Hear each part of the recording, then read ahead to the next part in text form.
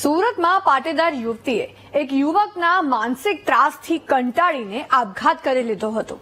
પાટીદાર દીકરીના આપઘાત પછી આ ઘટનાના પડઘા હવે સમગ્ર ગુજરાતમાં પડ્યા છે અને દીકરીને ન્યાય મળે અને તેને મરવા મજબૂર કરનાર નબીરાને સજા મળે તે માટે હવે વિશ્વ ઉમિયાધામ પણ મેદાને આવ્યું છે. ત્યારે પોલીસ કેવી કાર્યવાહી થઈ રહી છે અને આગળ શું થયું આ કેસમાં આવો બતાવીએ.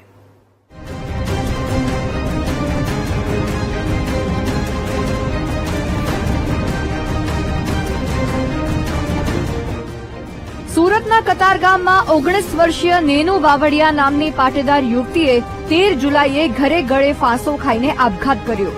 વાવડિયા પરિવારની એકની એક દીકરીએ અચાનક જીવન ટૂંકાવતા પરિવારજનો શોકમગ્ન બન્યા હતા.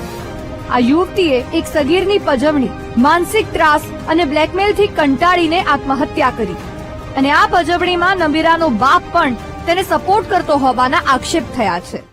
ત્યારે હવે નેનુને ન્યાય મળે તે માટે પાટીદાર સમાજના આગેવાનો મેદાને આવ્યા છે. તેઓ મુખ્યમંત્રી ભૂપેન્દ્ર પટેલને પત્ર લખી ગુનેગારો સામે કડક કાર્યવાહી કરવાની અને મહિલાઓની સલામતી સુનિશ્ચિત કરવાની માંગ કરી રહ્યા છે. વિશ્વ ઉમિયાધામના પ્રમુખે ગૃહમંત્રીને સંબોધીને શું કહ્યું સાંભળો. આપણે બધાને અપેક્ષા છે કે ગુજરાતની અંદર જ્યારે આપણા માન્ય ગૃહમંત્રી યુવાન છે, શક્તિશાળી છે, ઉત્સાહી છે અને એમના શહેરમાં જ્યારે આ ઘટના બને ત્યારે સ્વાભાવિક છે કે એની ગંભીરતા વધી જાય છે.